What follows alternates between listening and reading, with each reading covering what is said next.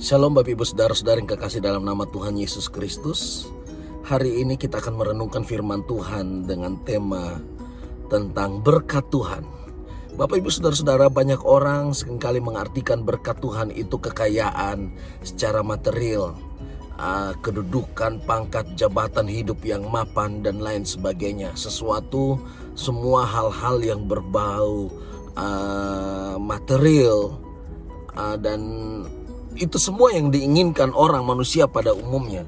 Tetapi Alkitab memiliki sudut pandang yang berbeda tentang kekayaan, tentang berkat Tuhan.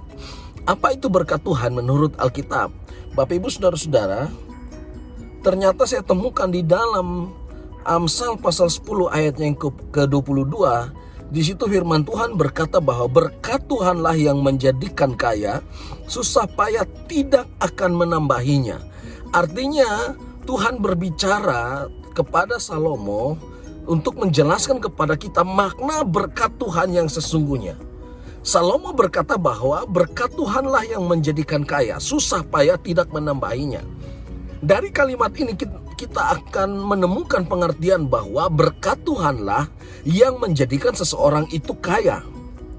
Dengan kata lain, kaya atau kekayaan itu bukan berkat Tuhan, tetapi berkat Tuhanlah yang membuat seseorang kaya.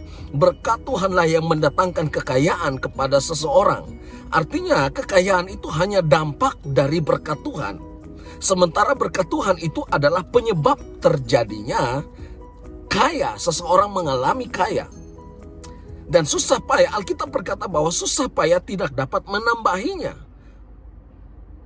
Berarti kita temukan sini bahwa berkat Tuhan itu bukan berbicara tentang kekayaan.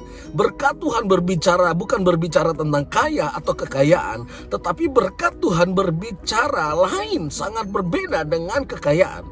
Kekayaan itu hanyalah dampak dari berkat Tuhan yang kita miliki, kita alami di dalam kehidupan pengiringan kita kepada Kristus, pengiringan kita kepada Tuhan. Nah, Bapak Ibu Saudara-saudara, ini sangat berbeda dengan makna kekayaan, makna berkat menurut cara pandang dunia. Dunia melihat berkat itu selalu identik dengan kekayaan. Anda cari di Google kata berkat, yang muncul pasti makan, minum, kekayaan, harta duniawi dan lain sebagainya. Tetapi firman Tuhan berbicara tentang berkat itu sangat berbeda dengan makna yang pada umumnya dunia mengartikannya. Nah, sekarang kita berbicara tentang kalau begitu apa itu berkat Tuhan? Berkat Tuhan bukan kekayaan sekali lagi, tetapi kekayaan adalah dampak dari berkat Tuhan. Berkat Tuhanlah yang menjadikan seseorang kaya, susah payah tidak dapat menambahinya. Dengan kata lain, Bapak Ibu Saudara-saudara, mari kita dalami tentang apa maksud firman Tuhan tentang berkat Tuhan. Bapak Ibu Saudara-saudara, kita akan membaca lagi firman Tuhan di dalam Matius 6 ayat 19 berkata begini. Yesus berkata begini, janganlah kamu mengumpulkan harta di bumi ngengat dan karat merusaknya, dan pencuri membongkar serta mencurinya. Tetapi kumpulkanlah bagimu harta di surga. Di surga ngengat dan karat tidak merusaknya, dan pencuri tidak membongkarnya serta mencurinya. Yesus sendiri menjelaskan kepada kita bahwa jangan engkau mengumpulkan harta di bumi. Kalau seandainya berkat Tuhan itu berbicara tentang kekayaan secara material, maka ayat ini akan berbunyi lain. Ayat ini mungkin akan berbunyi, kumpulkanlah harta di bumi sebab ngengat dan karat tidak dapat merusaknya. Tetapi sebaliknya Yesus berbicara tentang fakta bahwa jangan engkau kumpulkan harta di bumi sebab di bumi ngengat dan karat merusaknya, pencuri datang dan mencurinya. Tetapi ayat 20 berkata, tetapi kumpulkanlah bagimu harta di surga. Di surga ngengat dan karat tidak merusaknya, dan pencuri tidak membongkar serta mencurinya. Artinya Bapak Ibu Saudara-saudara, Yesus sendiri menjelaskan, mengartikan kepada kita bahwa jangan samakan berkat Tuhan dengan kekayaan. Apa itu berkat Tuhan? Ayat 20 menjelaskan bahwa kumpulkanlah harta di surga. Maka saya mengambil kesimpulan tentang apa itu berkat Tuhan menurut sudut pandang Amsal 10 tadi. Dan Matius pasal 6 berbicara berkat Tuhan itu berbicara tentang perkenanan ilahi atas pribadi seseorang.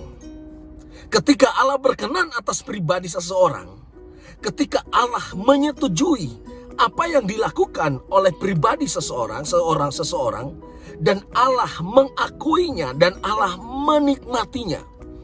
Kata berkenan sendiri itu berarti bahwa menyetujui, menyukakan. Allah menyetujui, Allah itu menyukakan hati Tuhan. Seia, sekata, sejalan. Berkenan itu artinya seia, sekata, sejalan. Disukai, diakui dan disetujui. Menurut Kamus Besar Bahasa Indonesia.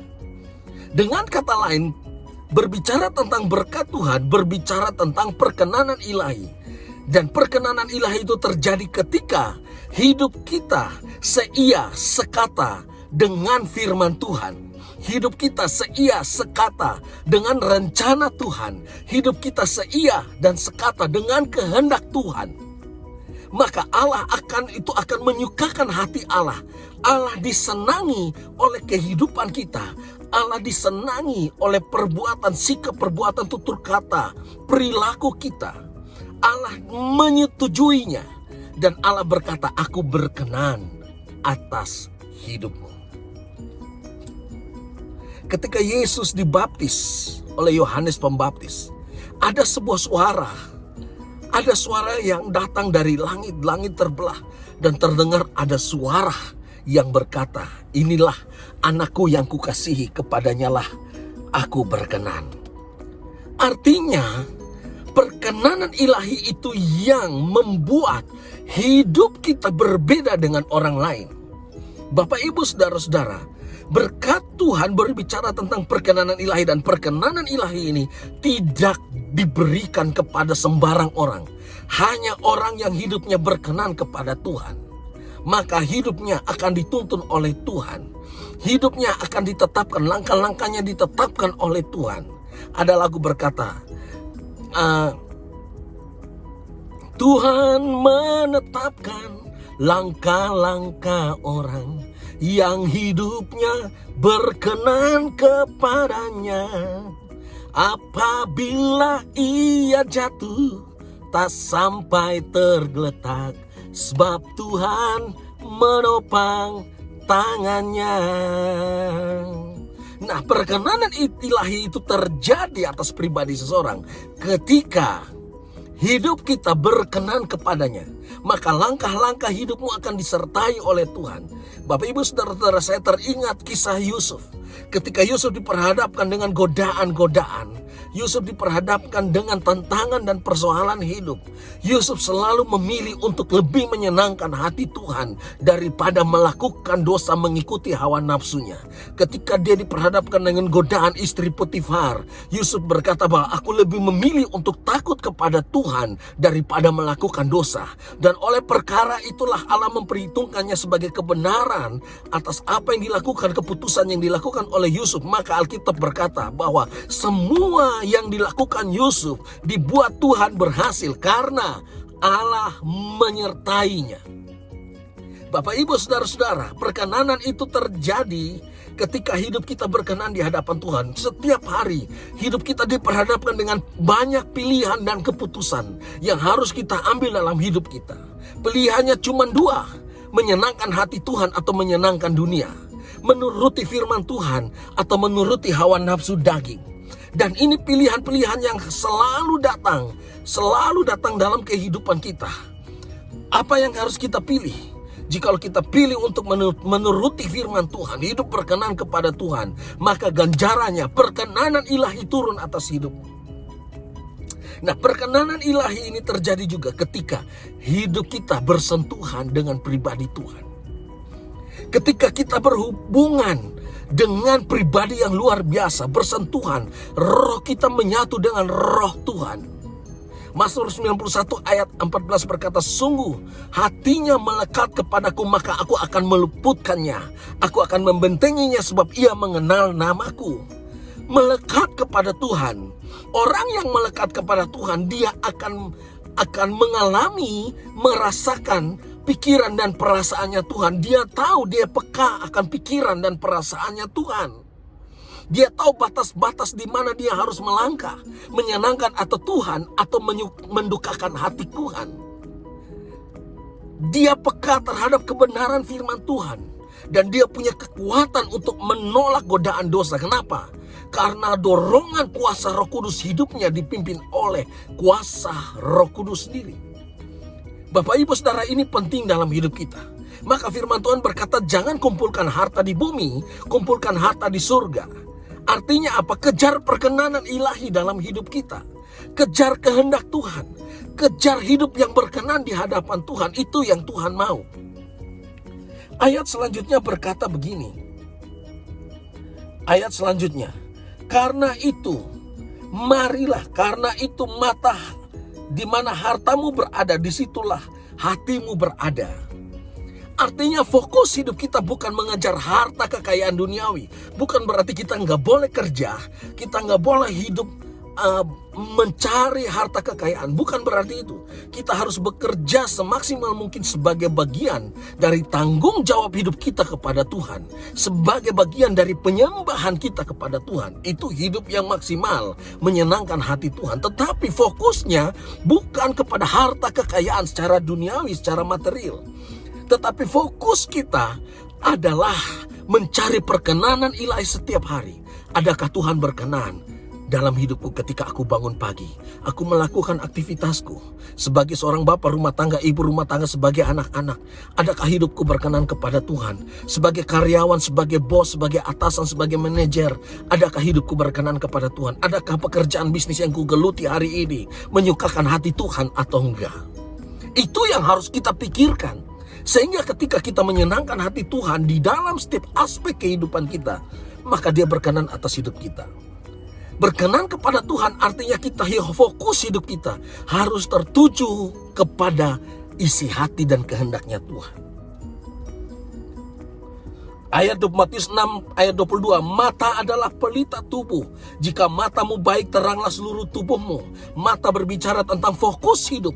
Jikalau fokus hidup kita baik, tertuju kepada kebenaran, maka teranglah seluruh hidup kita.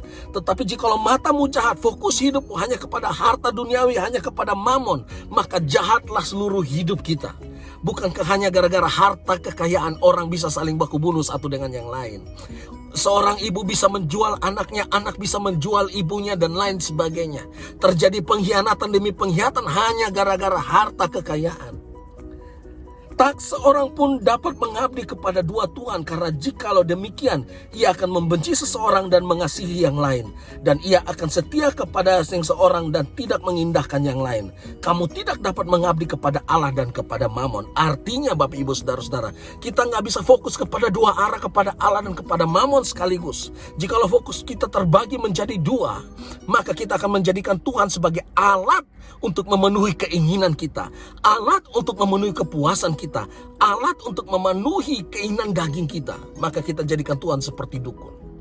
Oleh sebab itu Bapak Ibu Saudara-saudara, mari belajar fokuskan hidupmu kepada kebenaran. Maka dalam ayat selanjutnya, Matius 6 ayat selanjutnya bilang begini, jangan kamu khawatir tentang apapun juga, apa yang engkau makan, engkau minum, engkau pakai. Tetapi firman Tuhan berkata, semuanya itu, ayat 6 ayat 32, dicari bangsa-bangsa yang tidak mengenal Allah. Tetapi Bapamu yang di surga tahu bahwa kamu memerlukan semuanya itu. Ayat 33, tetapi carilah dahulu kerajaan Allah dan kebenarannya, maka semuanya itu akan ditambahkan kepadamu. Bapak Ibu Saudara-saudara, fokus hidup kita mencari kerajaan Allah dan kebenarannya, mencari perkenanan ilahi, kehendak Allah dan kebenarannya. Maka Tuhan tahu apa yang kau butuhkan dalam hidupmu. Tuhan tahu kebutuhan makan, minum, pakaimu. Tuhan tahu semuanya. Jalan hidupmu Tuhan tahu. Dia lebih tahu daripada kita tahu tentang hidup kita. Dia memikirkan 1000 langkah jauh di depan kita daripada kita memikirkan hidup kita. Tetapi Tuhan berkata, cari dahulu kerajaan Allah dan kebenarannya, maka semuanya itu akan ditambahkan kepadamu. Mari fokuskan hidupmu mencari perkenanan ilahi, maka kekayaan, kehormatan akan mengikuti engkau dari belakang. Tuhan Yesus memberkati kita semua. Selamat hari Minggu. Tuhan Yesus memberkati. Semangat berjuang, terus berjuang mencari kehendak Tuhan. Haleluya. Amin.